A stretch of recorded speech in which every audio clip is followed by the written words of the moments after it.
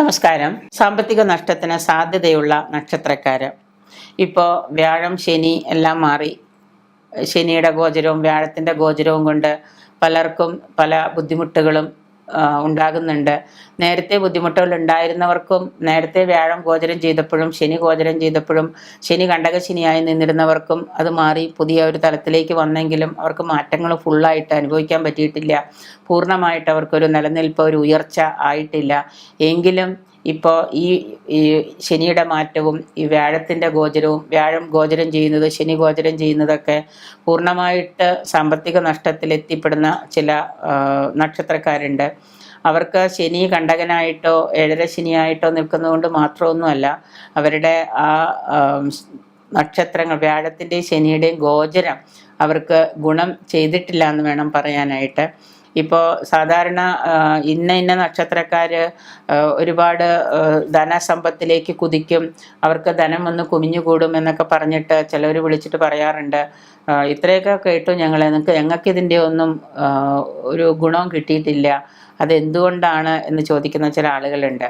പക്ഷേ സ്വാഭാവികമായിട്ട് നമ്മുടെ ഗോചരം എന്ന് പറയുന്നത്, ഇപ്പോൾ ശനി ഗോചരം ചെയ്തപ്പോഴും വ്യാഴം ഗോചരം ചെയ്തപ്പോഴും നമുക്ക് ഒരു കാര്യം അറിയാം, പൂർണ്ണമായിട്ട് കോമൺ ആയിട്ട് മുഴുവനായിട്ട് എല്ലാ ജനങ്ങൾക്കും വരുന്ന ഒരു ഇതാണ് ഗോചരം എന്ന് പറയുന്നത്. അല്ലാതെ ഇപ്പോൾ ശനി 10-ൽ നിന്ന് 11-ലേക്ക് മാറിയ മേട നക്ഷത്രക്കാർക്ക് ഗോചരം ചെയ്തു. അശ്വതി നക്ഷത്രക്കാരാണ് ഇപ്പം നമ്മൾ ഉദാഹരണമായിട്ട് എടുക്കുന്നതെങ്കിൽ അവരുടെ ഗോചരം ചെയ്യുന്ന എല്ലാ അശ്വതി നക്ഷത്രക്കാർക്കും ഈ പറയുന്ന ശനിയുടെ ഗോചരം ഗുണം ചെയ്തു എന്ന് പറയാൻ പറ്റില്ല. കാരണം ചിലവർക്ക് അവരുടെ ജാതകത്തിലെ ദശാകാലം, ദശാസന്ധി, ദശാകാലം, അന്തർദശാകാലം ഇതെല്ലാം നമ്മൾ നോക്കണം.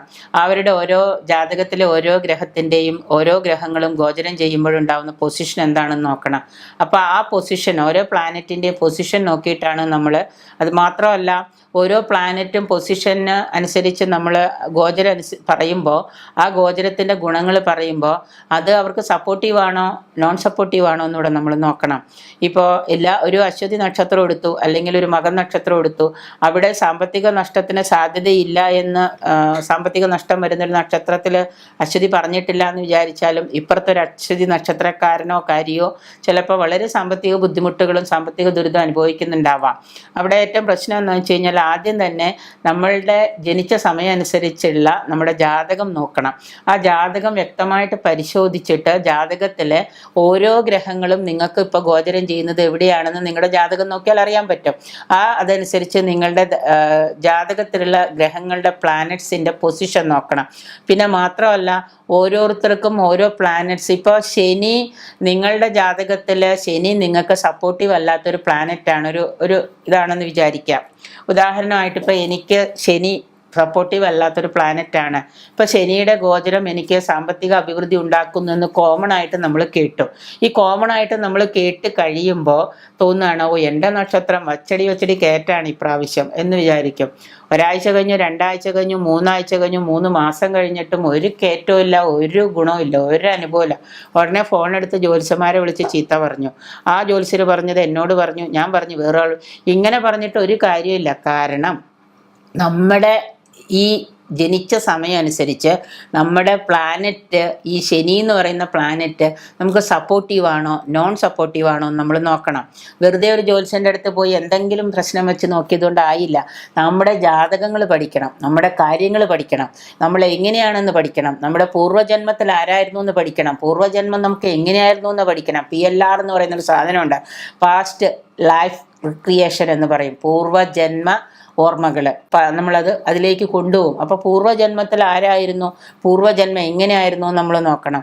അതിൻ്റെ ഏതെങ്കിലും ബാക്കി പത്രമാണ് ഇപ്പം നമ്മൾ അനുഭവിക്കുന്നതെങ്കിൽ നമ്മുടെ പ്ലാനറ്റ് നമുക്ക് അനുകൂലം അല്ലെങ്കിൽ എങ്ങനെ നമുക്ക് ഗുണം കിട്ടാനാ? ഗുണം കിട്ടില്ല. അപ്പം അതുകൊണ്ട് തന്നെ വ്യാഴം എന്ന് പറയുന്ന ഗോചരം ചെയ്യുന്നു, വ്യാഴം ഇപ്പോൾ ഗോചരം ചെയ്യുന്നു.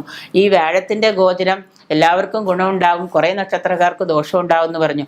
പക്ഷേ എൻ്റെ ജാതകത്തിൽ വ്യാഴം എനിക്ക് സപ്പോർട്ടീവായൊരു പ്ലാനറ്റായിട്ട് നിൽക്കുന്നുണ്ടെങ്കിൽ, പൂർവ്വജന്മാർജിതമായ ഗുണങ്ങളും സുഹൃതങ്ങളും എനിക്ക് ഉണ്ടെങ്കിൽ തീർച്ചയായിട്ടും എനിക്ക് ഈ പ്ലാനറ്റ് ഗോചരം ഗുണം കൊണ്ട് തരും. ദോഷമാണെങ്കിൽ പോലും എനിക്കത് ഗുണം കൊണ്ട് തരും. അപ്പം ഞാൻ പറയുന്നത് നിങ്ങൾക്ക് മനസ്സിലായിട്ടുണ്ടാവുമെന്ന് വിചാരിക്കുന്നു. അതുകൊണ്ട് സാമ്പത്തിക നഷ്ടം പറയുമ്പോൾ നിങ്ങൾ ഒരു കാര്യം കൂടെ ശ്രദ്ധിക്കുക. അയ്യോ എനിക്ക് നഷ്ടമാണല്ലോ, അല്ലെങ്കിൽ എനിക്ക് മോശ സമയമാണല്ലോ എന്ന് ചിന്തിക്കാതെ നിങ്ങളുടെ ജാതകത്തിൽ നിങ്ങൾക്ക് പ്ലാനറ്റ് നിൽക്കുന്ന പൊസിഷനും അതിൻ്റെ ഗോചരവും നിങ്ങൾക്ക് ഗുണം കിട്ടുന്നുണ്ടോ എന്ന് നിങ്ങൾ നോക്കുക.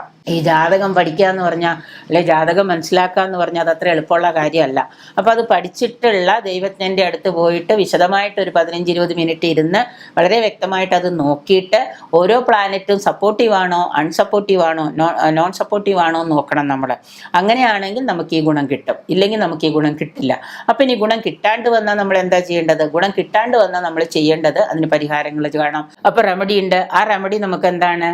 പ്രാർത്ഥനയാവാം, ക്ഷേത്രങ്ങളാവാം, പൂജയാവാം, ചിലപ്പോൾ ജപങ്ങളാവാം, ചിലപ്പോൾ ധ്യാനമാവാം. അതെന്ത് വേണമെന്ന് നമ്മൾ തീരുമാനിക്കണം. അപ്പോൾ നമുക്ക് നോക്കാം. സാമ്പത്തിക നഷ്ടം വരുന്ന നക്ഷത്രക്കാർ എന്ന് പറയുമ്പോൾ ഏതാണ്ട് ചിങ്ങൻ രാശിയിൽപ്പെട്ട നക്ഷത്രക്കാർക്കൊക്കെ ഏതാണ്ട് ഇപ്പോൾ ശനി കണ്ടകനായിട്ട് 7ലേക്ക് പോകുന്ന സമയമാണ്.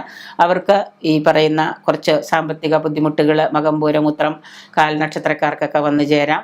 അതുപോലെ തന്നെ അനിഴം, വിശാഖം നക്ഷത്രക്കാർക്ക്, തൃക്കേട്ട നക്ഷത്രക്കാർക്ക് ശനി കണ്ടകനായിട്ട് പോകുന്ന സമയമാണ്. പിന്നെ മീനം രാശിയിൽപ്പെട്ട നക്ഷത്രക്കാർക്ക് 7ര ശനിയാണ്. അവർക്ക് 7ര ശനിയുടെ തുടക്കമാണ്. 7ര ശനിയിൽ മീന നക്ഷത്രത്തിൽപ്പെട്ട പൂരോരുട്ടാതി, ഉത്രട്ടാതി, രേവതി നക്ഷത്രക്കാർക്കും ഈ പറയുന്ന സാമ്പത്തിക ബാധ്യതകളും സാമ്പത്തിക നഷ്ടങ്ങളും വന്നു ചേരാം. പിന്നെ തിരുവോണം നക്ഷത്രക്കാർക്ക്, ഇങ്ങനെയുള്ള ചില നക്ഷത്രക്കാർക്കൊക്കെ സാമ്പത്തിക നഷ്ടങ്ങൾ വന്നു ചേരുന്ന സമയമാണ്. ഞാൻ പിന്നെ ആവർത്തിച്ച് പറയുകയാണ്, ശനിയുടെയും വ്യാഴത്തിൻ്റെയും ഗോചരം മാത്രമല്ല, നമ്മുടെ ജാതകത്തിലെ ഓരോ പ്ലാനറ്റ്സിൻ്റെ പൊസിഷൻ നോക്കിയിട്ട് ആ പ്ലാനറ്റ് നമുക്ക് സപ്പോർട്ടീവ് ആണോ നോൺ സപ്പോർട്ടീവ് ആണോ നോക്കിയിട്ട് അതിനും കൂടെ പരിഹാരം ചെയ്തു കഴിഞ്ഞാൽ ഈ പറയുന്ന ഗോചരത്തിൻ്റെ ഗുണങ്ങളും കൂടി നമുക്ക് അനുഭവിക്കാൻ പറ്റും.